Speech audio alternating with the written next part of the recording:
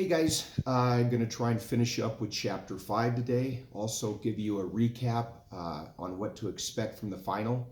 I will put the final online probably today, and you've got the next couple of days to get it done. Remember, the semester ends, I believe, Thursday, so you have to have the final done and all assignments in because I have to post the grades.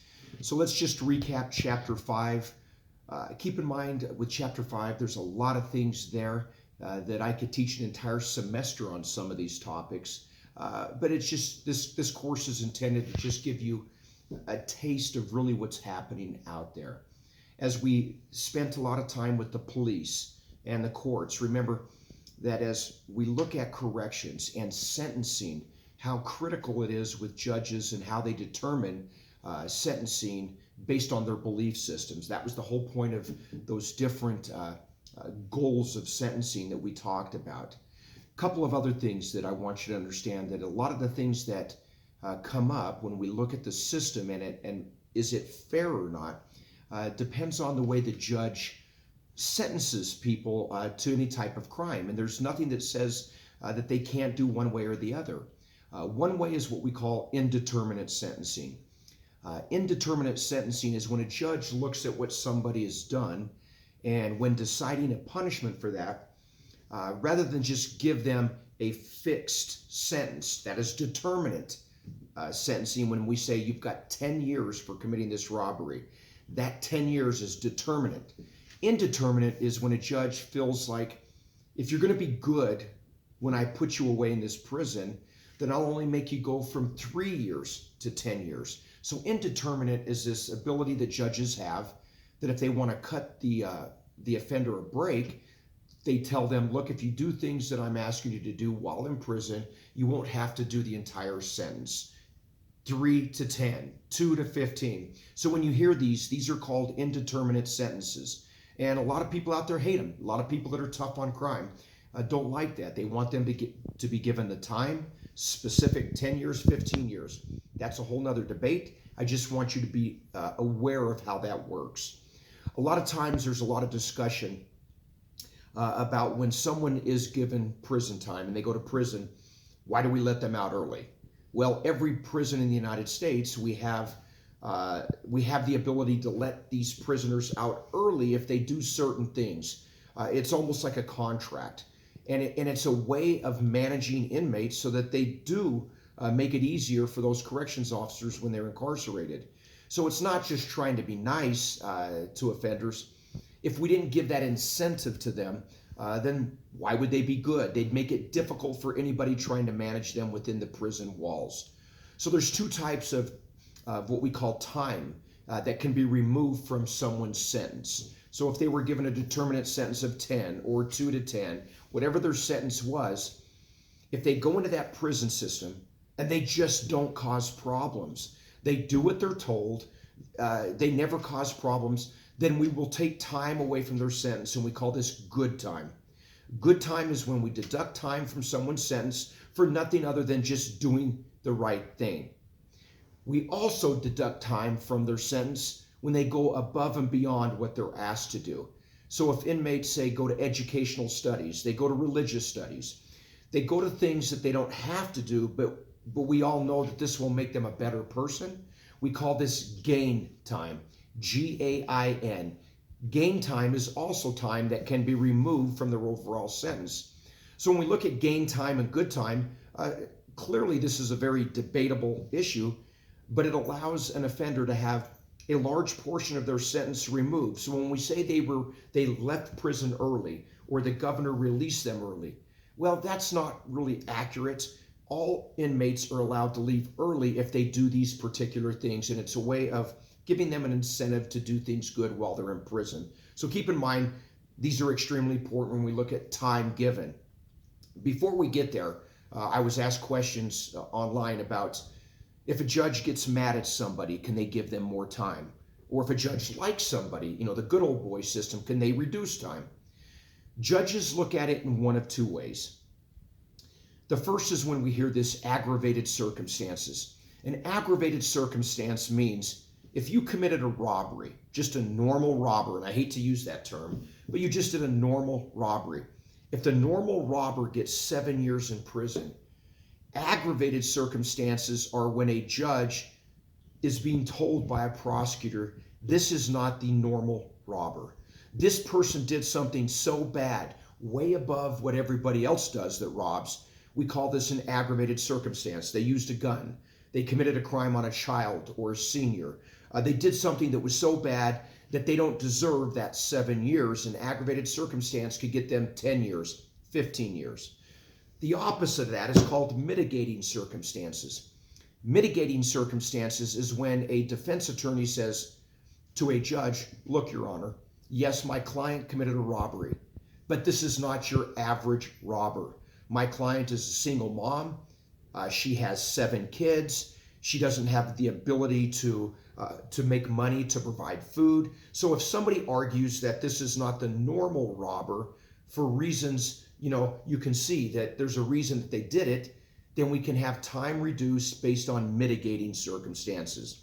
And that's reduced based on really up to the judge. And that's why judges have a lot of power when we start talking about sentencing.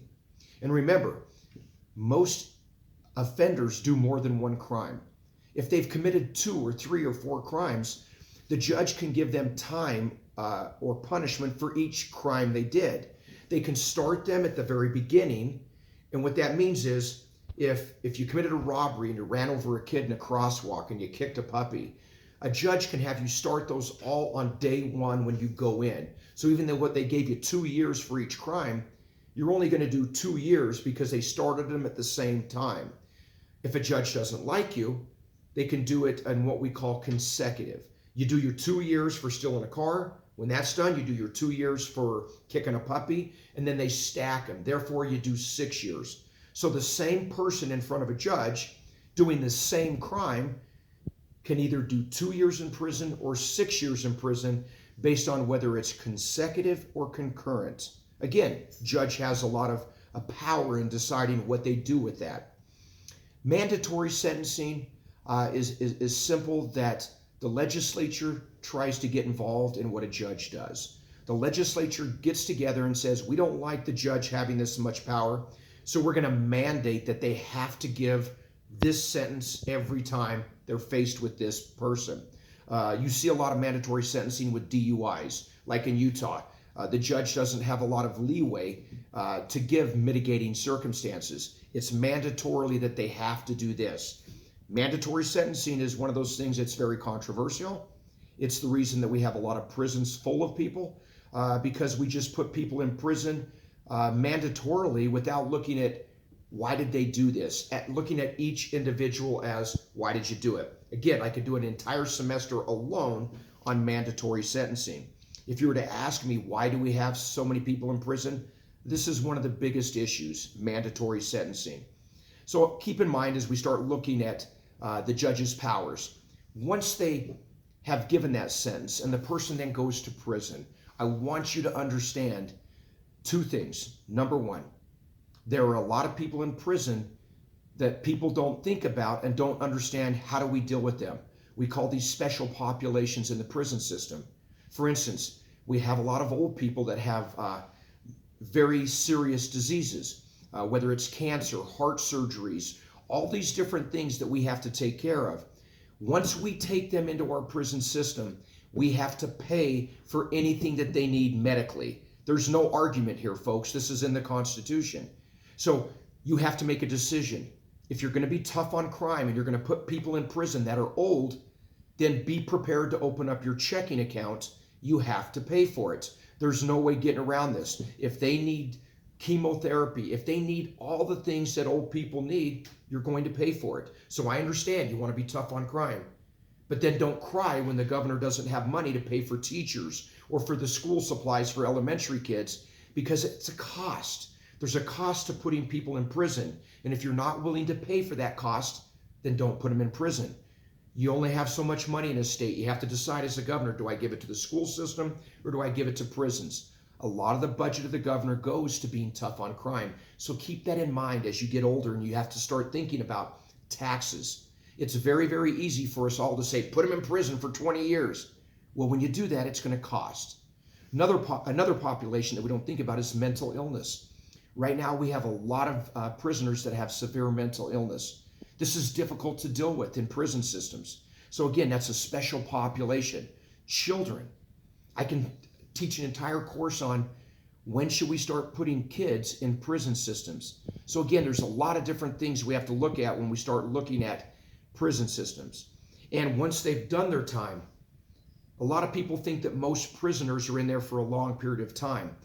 We have a couple million inmates in our prison system in this country. We incarcerate more people than any other country on the entire planet. And keep in mind, they're only doing on an average of 2 to 3 years in prison. So that means every day about 1,700 inmates come out of prisons into your communities, and they're expected to do the right thing after being gone for 2 or 3 years in prison, and we do nothing to set them up so that they can succeed. And so then we are shocked when they commit crimes and go back to prison. So I want you to be thinking of these alternative sentences. Should it be our priority to put people in prison, or should it be our priority to fix them so that they don't come out and now we're dealing with their problems again? There's a lot of things from court-ordered community service to home detention, day reporting, drug treatment, counseling, all kinds of intensive supervision programs. There's a lot of things that we can do like other countries that are doing those things other than just locking somebody up. One of the biggest things that I like to see inside of state systems is a pre-sentence investigation. A pre-sentence investigation, PSI, is nothing more than what happens when you go to pay insurance for your car or for your house. Your rates are based on how much of a risk you are. If you're a bad driver, you're going to pay a lot more insurance. When we decide to do things for someone that's been convicted of a crime, that punishment, in most states we do a pre-sentence investigation looking at what is the potential for this person to hurt people again, or what is the potential for them to realize you made a bad choice, and let's try and fix them. We look at the factors that cause people to make bad decisions. If we can fix them, then there's a lot of things we can do other than put them into prison. So a pre-sentence investigation is extremely important. We have to stop just being mad at offenders and putting them in prison. It's costing us way too much money today. So we have to be smarter about that. I'm not going to get into capital punishment. Again, that's a special population. Clearly, we can spend an entire semester on, does this actually work? My quick answer would be, well, it depends on what you're asking. If you're asking me, would that person ever commit a crime again? Well, no, we've put them to death. But the fascinating question we have to ask as a nation is, it's not whether that person deserves to die. Clearly, people do things that we all think they deserve to die. What we should be thinking about is, do we have the right to put them to death? That's what we need to be thinking. And more importantly, why? Is it going to save us money? And the short answer is absolutely not. It's extremely expensive. The process to put somebody on death row is extremely expensive, much cheaper to give them life without the possibility of parole than it is to put them on death row. So it's not cheap. If we say, well, it's a deterrent effect, people watching that will not commit a crime in the future. Well, that doesn't work either. So if we're trying to keep people from making the same mistake by showing them, look, if you do it, we're going to kill you, that doesn't work either. So again, a lot of things about that we can talk about, which we're not. This is a 1010 class. I clearly talk about this in my upper division classes, and if you're interested in that, send me a couple of emails. But remember, this whole idea about punishment is a fascinating concept. I want you to understand, though, that the number one sentence in this nation that judges give is probation. So most judges do the right thing. They give probation, meaning we're not going to put you in prison. Remember, the difference between probation and parole. Probation is you did something wrong, and I'm not sending you to prison. I'm just going to tell you don't make mistakes, otherwise I'm going to put you in prison. Parole is when we send you to prison, you spend time there, but you're let out early. So parole means you went to prison, but you got out early on parole. Probation means you never went to prison. So keep those two in mind. They're completely different. Both of them are requiring somebody to watch them, that supervision of a parole and probation officer to make sure they live a certain way. Otherwise, we then put them back into prison. So a lot of people are saying we need to increase the amount of parole and probation, less on this idea of locking people up. It's much cheaper. The average cost to somebody today is costing you about $65,000 per inmate every year. The one thing you cannot argue about at a time when we want to argue about whether or not health care should be provided to everybody in this country, and we get into this debate, Republicans, Democrats, about whether we should provide that to our citizens. That might be debatable for citizens. It's not debatable for prisoners. According to our Constitution, the minute you take them into custody, they are the only group in the United States that have guaranteed health care and the best that the planet can offer. You can be mad all you want. If you're mad, throw the Constitution out. Throw out the Bill of Rights. But right now, if you take them into custody, they're going to get the best health care on the planet because that's what we do. That's what our Constitution says. And it's based on cruel and unusual punishment. If we take them, we provide them with that. And it's going to cost you a lot of money. And as these inmates grow older, because older people break down, it's going to be more and more money. The stage 4 cancer patient that we have in prison, we have lots of them. Right now in Utah, we have close to 200 that have terminal illness, which means it's costing us about $1.5 million a year to treat that patient. Keeping them in custody, I get it, tough on crime, they hurt somebody. But in doing that, one inmate that's terminal illness, we could probably pay for 10, 15 teachers. These are things that you need to be thinking about as we start looking into what do we do with prisoners as we move forward as a nation. And before I leave this topic, I want you to understand, it's not a shock to any of us that are criminologists when we have prisoners come out of the prison system and then they commit a crime again. Don't be shocked. We are very good at identifying why they went to prison. We are very good at trying to fix that problem. The problem is, as taxpayers don't want to pay for that fix. If they have an addiction problem, if we don't cure it while they're in prison, they're going to come out and commit crimes again. If they have a need, it's not whether you or I think that they have a need. If they have a need that has not been met on the outside, they're going to probably break rules in order to meet that need. If we can reduce that need some way, they might not commit that crime again and therefore save us a lot of money and time in the prison system. So remember, it's not whether you're soft on crime or whether you're tough on crime. In fact, I hate hearing those things.